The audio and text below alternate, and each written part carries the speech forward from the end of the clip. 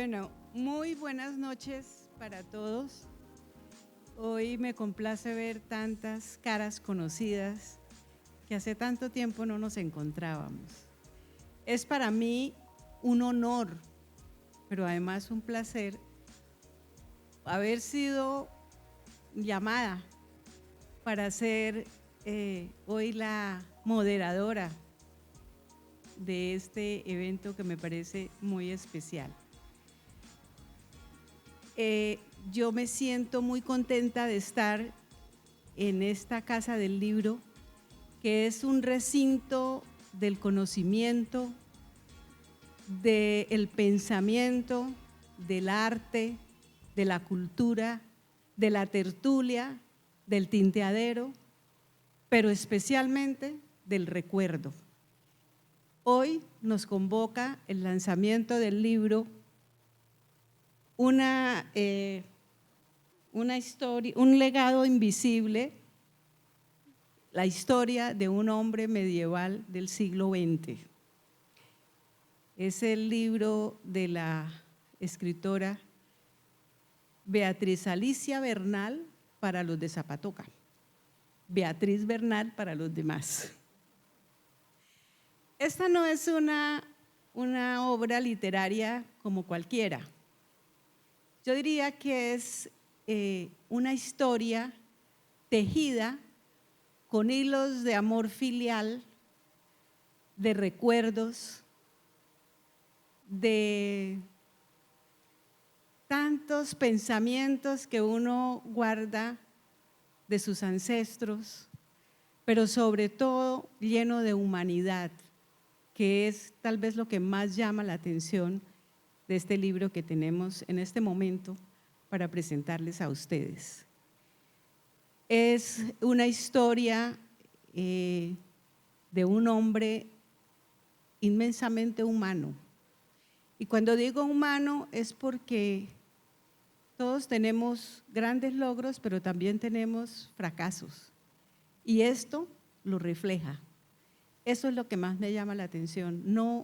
No es decir mentiras, es contar cómo era un hombre que fue un artista, que fue de una intelectualidad inconmensurable, que fue autodidacta, fue erudito, fue músico, fue maestro, pero sobre todo fue un hombre muy humano y fue un incomprendido. En el siglo pasado, el artista no era mirado como lo miramos hoy, con respeto. Al contrario, era tal vez señalado y tal vez mirado como que no era la persona que se esperaba, que no era el que cumplía las metas que un grupo social esperaba. Pero él fue un hombre que quiso dejar un legado muy grande y sobre todo dejar una huella imborrable. Y esa huella imborrable la dejó sobre todo en su hija, a quien le escribió innumerables cartas, y en cada carta había una enseñanza muy grande. Por eso cuando hoy pensamos en cómo hacer esta reunión, yo le decía a Beatriz, no quiero hacer una presentación y después sentarnos a oír, como siempre, toda una conferencia. Quiero que hagamos una tertulia, quiero que giremos alrededor de preguntas, de la curiosidad, en principio de la curiosidad que tengo yo misma, aunque ya me leí el libro, pero me surgen muchas preguntas, que seguramente ustedes también las van a tener, pero tendrán muchas más. Entonces la idea es que preguntemos y que Beatriz nos cuente. Por eso, pues le cedo la palabra en principio a la autora y después comenzaremos a hacer las preguntas. Muchas gracias. Gracias a todos por venir. Es un honor estar en un recinto como este, donde mi papá hubiese podido pasar muchos ratos feliz, donde posiblemente hasta hubiera dormido en cualquier banco, porque eso lo inspiró a él siempre. No sé qué más pueda decirles, aparte de que yo siento esa acogida intelectual que posiblemente él no tuvo, porque eran otros tiempos, eran cosas difíciles, eran cosas que tal vez no se apreciaban, o que tal vez nosotros no estábamos preparados para recibir. Entonces, cualquier pregunta que me quieras hacer. Bueno, Beatriz, como dijimos, vamos a hacer algunas preguntas. Bueno, Y así encauzamos la conversación sobre el libro. ¿cómo no? ¿Qué la impulsó a transformar la memoria íntima de su padre en una obra pública? Pues yo pienso que lo que más me impulsó después de haber leído las cartas, después de tantos años, yo creo que pasaron 20, 30 años sin yo haber vuelto a leer las cartas de él, en que fue un hombre increíble que nadie conoció. Entonces mi deseo íntimo y primordial fue pensar en que yo quiero que lo conozcan a él, yo quiero que sepan quién fue esta persona prodigiosa a quien yo conocí más a través de las cartas que personalmente. No, preguntaba Beatriz que si de pronto a través del libro querías como de cierta forma reivindicar de pronto una imagen que, como dices tú, una sociedad de pronto que no comprendió pues el genio que de pronto era tu padre, ¿no? Y reivindicar un poquito esa imagen de simplemente los aspectos que conoció la sociedad y tu entorno familiar y de amigos. De pronto un hombre incomprendido, tengo esa sensación. Yo diría que posiblemente fue incomprendido. Claro está que él tenía muchos amigos, mucha gente que luchaba por las letras, por el arte, simplemente por el amor al arte. Digamos, él participó en muchos conciertos acá en Bucaramanga, atendió graduaciones y siempre él amenizó en lo que se podía en esos tiempos con lo que él sabía en el piano. Pero digamos, tal vez como él se fue a vivir a Bogotá, nada de lo que él hizo en Bogotá permaneció latente en Bucaramanga y yo sé que él fue un auténtico santanderiano.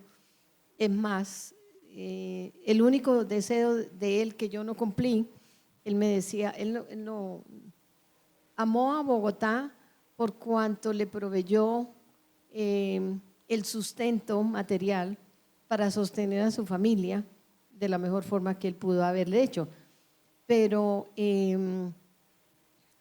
nadie estuvo interesado en quién era la persona, cómo era esa persona.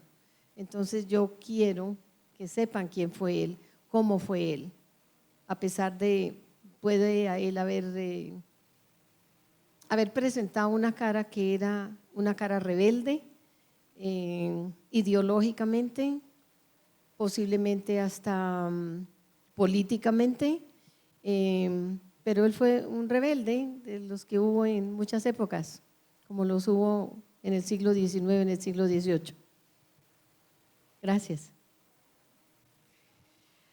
Beatriz, ¿por qué hablar de un legado invisible? Bueno, esa es una historia más o menos triste, porque mi papá escribió o compuso más o menos unas 15 o 20 obras de estilo barroco, y solamente existen 2 partituras. Una de ellas es un vals que él le escribió a la hija de un amigo de él, y la mitad de la partitura de una composición de él. Son las únicas piezas que existen, yo las tengo, y dice dedicado a mi hija Beatriz Alicia Bernal, de puño y letra. Y bueno, yo hice la investigación que más pude, gasté el tiempo que más se me dio para poder llegar a la conclusión de que lo que yo no tenía no existía.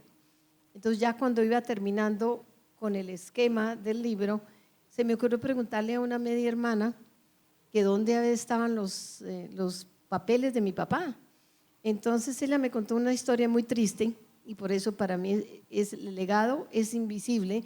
Para mí es un legado, pero para el resto del mundo es invisible, inclusive hasta para mí. Yo le pregunté a esa media hermana que dónde estaban los papeles de mi papá, entonces ella me dijo, no, nosotros perdimos la casa y el último en mudarse fue Tico, uno de los hermanos menores, y entonces él encargó un camión, un chofer que fue con camión para ayudarle a la mudanza, y en un momento dado le dijo al chofer, espérame un momentito que voy a ir al segundo piso que se me olvidó una cosa, y cuando él regresó, el camión y el chofer se habían desaparecido con todas las pertenencias de él y con cualquier papel o fotografía que mi papá hubiese dejado, porque él fue el último en salir. Entonces no existe nada, los medios hermanos no tienen nada, y yo lo único que tengo es lo que él me escribió a través de las cartas. Tengo todas las invitaciones a todos los conciertos, tengo los recortes de los periódicos, de los diferentes periódicos, El Espectador, El Tiempo, había algún otro que en este momento no recuerdo, pero ese es el legado, es invisible, por eso es invisible, porque se desapareció y nadie sabe nada de eso. ¿Cómo influyó este hombre autodidacta en su propia formación intelectual y profesional?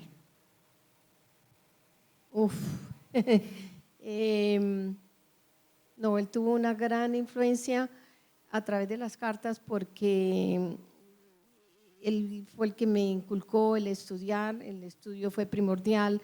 De hecho, yo preferí quedarme en Colombia, a pesar de que mi madre y mi hermana vivían ya en Estados Unidos. Yo preferí quedarme 4 años para terminar el bachillerato y poder ir a la universidad.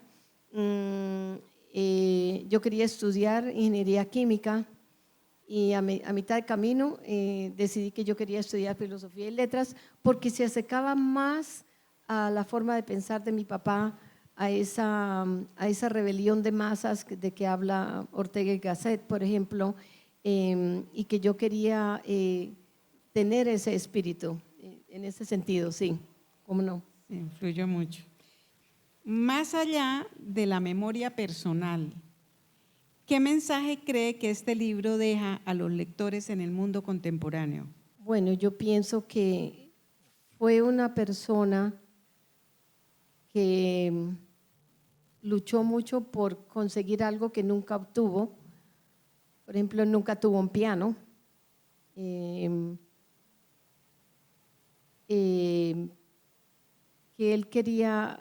él no buscaba que fuera admirado por nadie. En varias cartas él decía, no me interesa ser famoso, no me interesa, yo quiero el arte por amor al arte.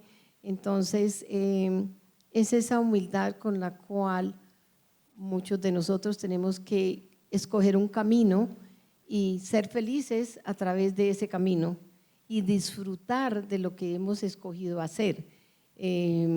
Entonces, yo sé que él como pianista, como profesor de idiomas, disfrutó mucho de lo que hacía. Y yo creo que para él, eso fue suficiente. Yo no creo que él hubiese querido tener riquezas o tener propiedades o tener cualquier cosa, sino simplemente amar al arte por el amor del arte. Bien. ¿Qué retos se enfrentó usted para equilibrar lo íntimo con lo narrativo literario? Esa es una pregunta un poco difícil, porque yo conocí al hombre como el artista, como el pianista, como el compositor, pero también conocí y viví las circunstancias de él como un padre, como un esposo, y entonces yo creo que yo separé lo que yo quise hacer, no era contar la historia de él de una forma personal, sino la historia de él como el hombre artista que él fue. Sí.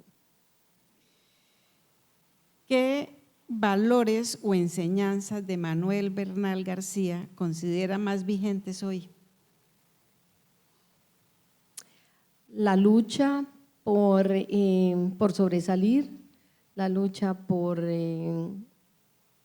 hacer algo que él se proponía hacer, cualquier concierto, cualquier enseñanza. Él trabajaba muy duro. Él, por ejemplo, cuando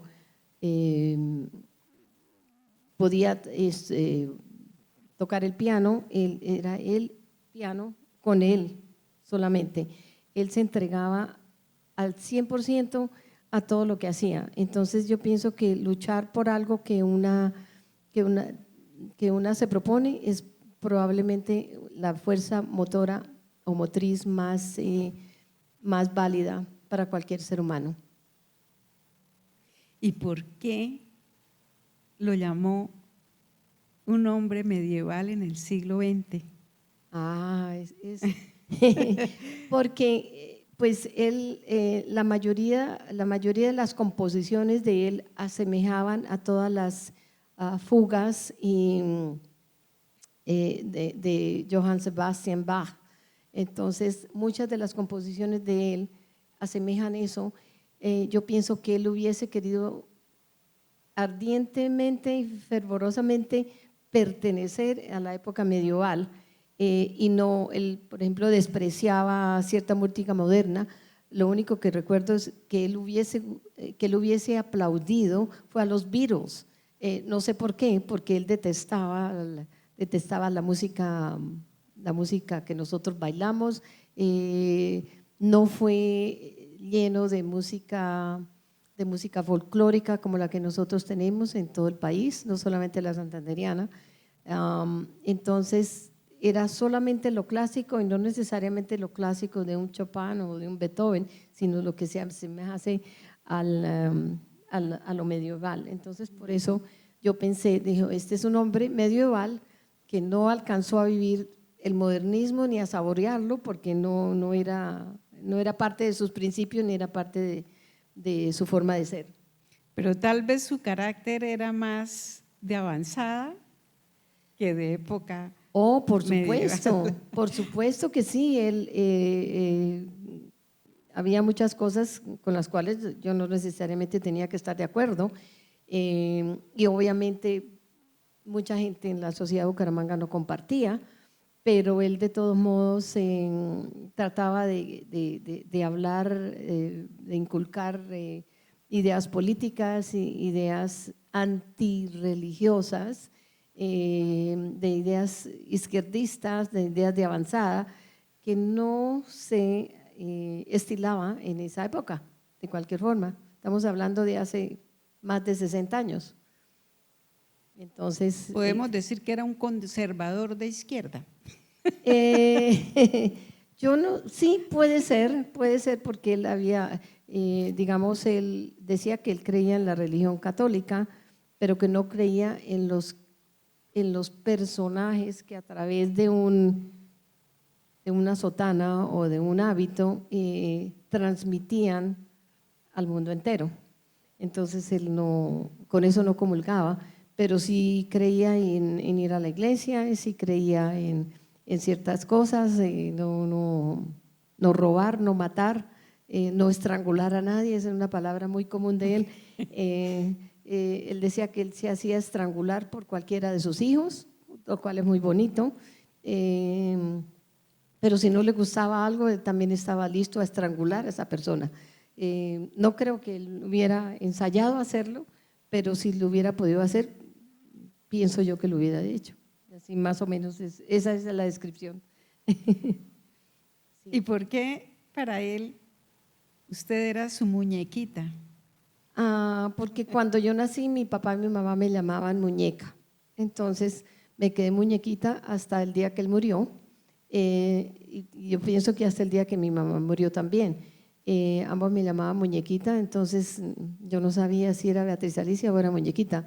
Pero no era porque yo era bonita, porque creo que no lo fui nunca. Pero sí, ellos es como cuando yo llegué a la vida de ellos, pues era una muñequita, con quien se podía jugar y con quien se podía llevar de un lado a otro.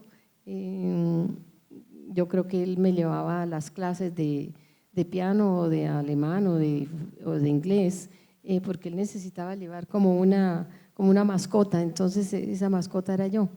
La muñequita. Y siempre sus cartas pues estaban dirigidas a muñequita. Buenas noches, muñequita. Buenos días, mi adorada muñequita. Él me escribía todos los días. Hubo épocas en que me escribía 2 o 3 veces al día, pero siempre fui su adorada muñequita. Del libro que fue difícil escribirlo, que fue difícil, que fue desgarrador leer las cartas, entender sus sentimientos cuando él las escribió, y pienso que tal vez nadie lo entendió, que tal vez no pudo expresarse en la forma en que lo hizo conmigo. Entonces eso fue muy difícil. Yo puedo decir con toda la sinceridad y honestidad de que para llorar me sobra y me falta tiempo, y ya tengo cola atrás. Entonces releer esas cartas, revivir esas memorias de miserableza, de falta de carencias, o las carencias eran terribles, eso fue muy duro para mí, sí, efectivamente. ¿Qué esperas que quede en la memoria de Bucaramanga, de la gente de Bucaramanga, con el lanzamiento de este libro, después del lanzamiento de este libro? Que conozcan a este individuo, que lo conozcan, que sepan, que alguien sepa quién fue él y lo que hizo, nada más, muy sencillo. No, sé que él no va a salir de la tumba a tocar, a hacer un concierto, que él no va a venir a dar enseñanzas, pero que él existió de alguna forma y que fue un gran personaje. Señora Beatriz, una pregunta, si tuviese la posibilidad de añadirle un capítulo más a ese libro, ¿sobre qué aspecto de la vida de su padre le gustaría escribir? En primer lugar, yo considero que este libro para mí es una obra inconclusa, porque quiero dedicarle más tiempo, tal vez a Bogotá en lugar de Bucaramanga, para ver si en alguna parte yo consigo grabaciones de él que pueda convertir en partituras, para que mucha más gente que le guste el piano pueda tocarlas, no de oído, porque si no saben cómo existieron esas composiciones, obviamente no las van a poder tocar a menos que haya una partitura. Entonces sí, yo me he correspondido con varios de los locales en donde él hizo conciertos, que fueron los colombos americanos, colombo americano, colombo francés, colombo libanés, colombo alemán. Fueron los recintos donde él hizo la mayoría de sus conciertos.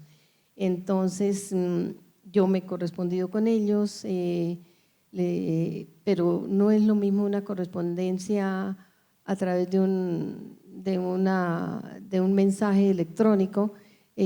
Yo sí quiero gastar el tiempo de ir a Bogotá, de presentarme personalmente. Yo no quiero que me digan a mi cara, no existen, y yo pueda preguntar, ¿y por qué no existen? ¿En qué parte, dónde tienen ustedes sus archivos de los años 40, 38, 39, que fueron la mayor de las actividades de él acá en Bucaramanga? La mitad de las composiciones de él fueron acá en Bucaramanga, la mitad de la mayoría de los escritos de él fueron acá en Bucaramanga.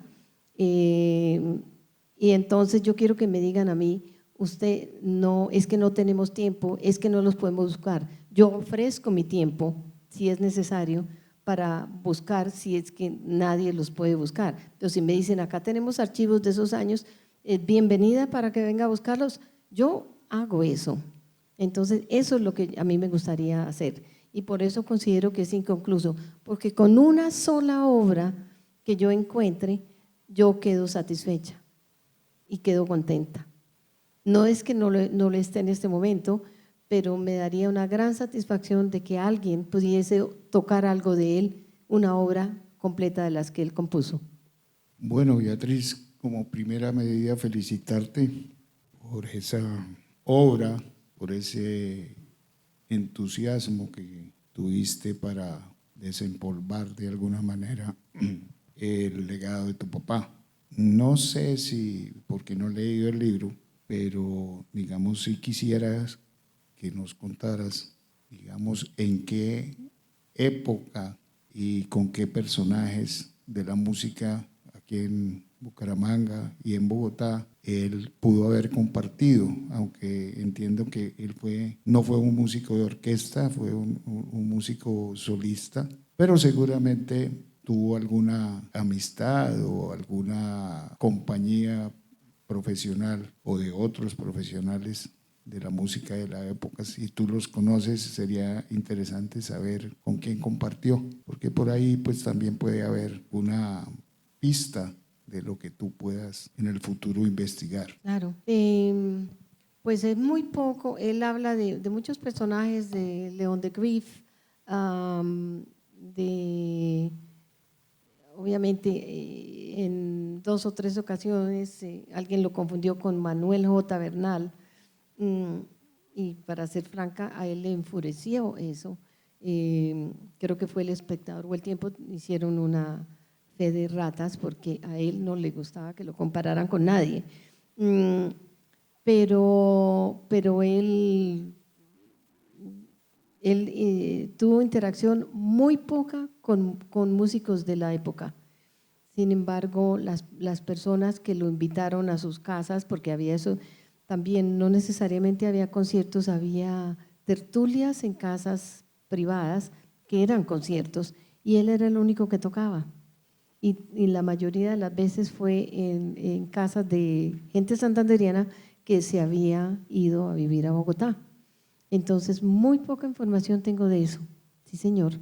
A mí me interesaba un poquito que hablaras de cómo era tu comunicación con tu papá, porque para las generaciones de hoy, pensar que uno comunique con un padre por carta es muy difícil, estamos acostumbrados a esa comunicación inmediata, ¿no?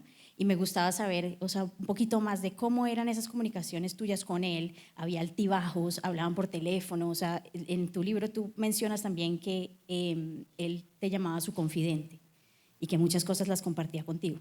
Me gustaría saber un poquito más de esa relación trámite-carta que tenías con tu papá. Bueno, él, como les decía, él prácticamente me escribía todos los días y yo le contestaba pues una vez a la semana si podía, porque pues yo trabajaba y estudiaba, no me alcanzaba el tiempo, a veces ni para dormir, pero bueno, él me contaba sus cosas, yo hasta le daba consejos, si tenía problemas con la esposa, yo le decía, no, tienes que buscar ayuda, lo que yo podía decirle en esos momentos, pero él sí quería exigir que yo le contestase inmediatamente. A llamadas por teléfono no, era muy costoso, eso no se destilaba en esos tiempos. Sí, yo creo que una llamada por teléfono costaba $100, por decirlo así. Entonces no, eso no se daba. En una ocasión me hice radioaficionada, entonces para mí era más fácil yo llamar a alguien por radio y que llamaran a mi papá y entonces yo podía hablar con él. Pero eran los momentos en que yo podía hablar con él o él, si él estaba en la casa, él trabajaba más de 12 horas al día. Gastaba 2 horas y media para ir del sur de Bogotá, donde él vivía, al norte, donde él tenía todas sus actividades. Él sí quería que yo le escribiera inmediatamente, le contestara, le diera respuestas a todas las cosas que él me contaba. Entonces yo tenía que contestarle lo mejor que podía. En una ocasión yo estaba embarazada de mi primera hija y entonces yo le escribí a él diciendo, preguntándole que cómo era eso del embarazo, que cómo había sido mi mamá, que si había sido fácil, que cómo iba, podía yo esperar en mi primer embarazo. Entonces la respuesta de él fue muy sencilla, dijo, vaca chiquita siempre ternera. Entonces yo no pude decir más, pues yo me imaginé, ok, entonces nunca va a tener ningún problema, está bien, no necesité, pero que él me hubiese dado una explicación un poco más científica no estaba en los anales de él, obviamente, pero sí a él le gustaba que yo le contestara todas las semanas y entonces en un momento dado con esa carta no le contesté inmediatamente, gracias por la respuesta, sino que le contesté más tarde y las cartas se cruzaron. Entonces, fúrico me contestó una parte. Aparentemente en Estados Unidos se roban las cartas porque yo no he recibido ninguna tuya. Obviamente yo no le había escrito, pero él consideraba que si una carta mía no le llegaba era que se la habían robado y siempre las habían recibido, pues, pero era una forma muy diferente de pensar también. Así que esa fue la comunicación. Más de que haber sido su muñequita dorada, no pasaba de ahí. Yo en ocasión le contaba mis cosas y él como hombre me daba sus consejos de cómo era el cuento, pero no, tal vez de pronto yo le daba más consejos a él de los que él me podía dar a mí, pero en fin, esa era la interacción con él. Buenas noches. Tú con las conversaciones con tu papá, lo que tú conociste de él, ¿por qué es pianista? ¿De dónde salió ese gusto musical? ¿Quién lo inspiró? ¿En libros? ¿Escuchaba música? ¿O había familias? ¿Los papás eran músicos? ¿De dónde él se volvió músico? Nada de eso, naranjas. Él, no sé, no recuerdo en este momento, pero sí está en el libro, una señorita pianista, no sé qué, de apellido Peralta, Mutis o Mutis Peralta, cualquiera de esas combinaciones puede ser. Ella le dio 2 clases de piano, no más. Y eso fue suficiente para él, por eso es autodidacta en todos los sentidos. Eso fue suficiente para él convertirse en pianista y todo lo hizo él mismo.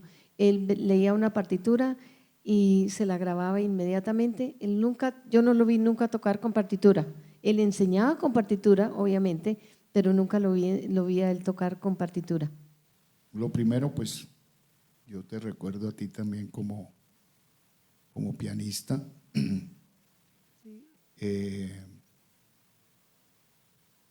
Eras muy juiciosa en el estudio. El día que decidías que ibas a tocar, te concentrabas. Sí. Y realmente después vi que habías cambiado el piano por el 4, Sí, por en una época. el acordeón también. Sí. Mi inquietud es, ¿alguna vez tocaste algo de tu papá? Porque, a ver, yo no sé, yo recuerdo que tú leías también. Sí, por supuesto, ¿sí? claro. Sí. Tú leías. Lo único que toqué de él era el valse que él me había enviado, que lo tengo completo. Pero de resto no, me mandó la parte de la partitura, pero como era incompleta yo no le presté atención a eso y la verdad que no lo proseguí. Sí.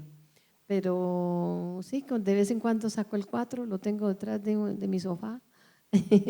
Tengo un pianito al frente del televisor y no tengo acordeón. El acordeón lo tiene Gabriel.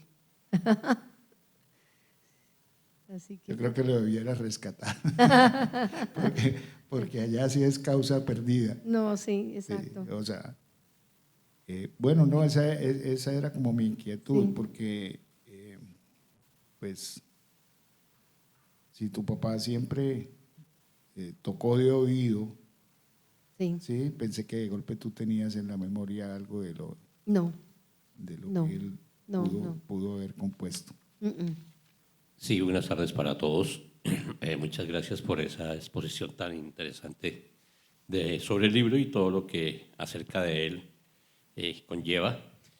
Una pregunta, dentro de las conversaciones que tuvo con su padre o en las cartas que releyó, ya lo dijo muy emotivamente, para escribir el libro, ¿encontró algún indicio o digamos algún aspecto diferente a su amor por la música barroca y me imagino por la literatura siendo profesor de español? ¿Algún indicio de pronto de los sitios donde vivió o alguna inquietud cultural de cuando estuvo en Bogotá o en los Estados Unidos? Ah, no, él nunca estuvo en Estados Unidos, él nunca salió de Colombia. Pero él, digamos, también está en el libro, él obviamente en los años jóvenes de él, muchos de los muchachos estudiaban en Zapatoca, si no eran los hombres en el Salesiano y las mujeres en cualquiera de los 2 o 3 colegios que había en Zapatoca.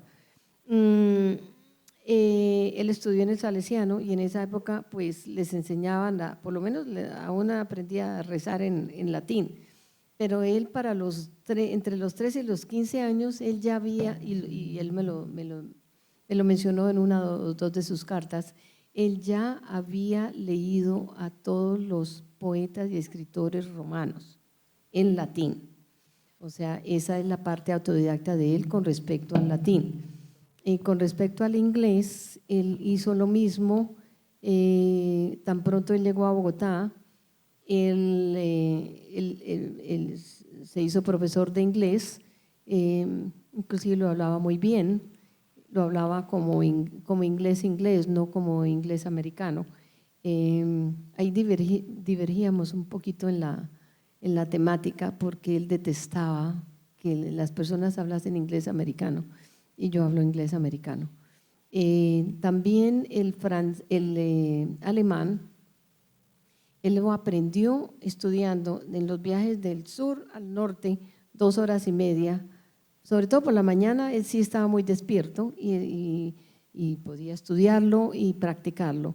Y por eso él hablaba el alemán perfectamente, lo escribía muy bien, me daba lecciones de alemán a través de las cartas.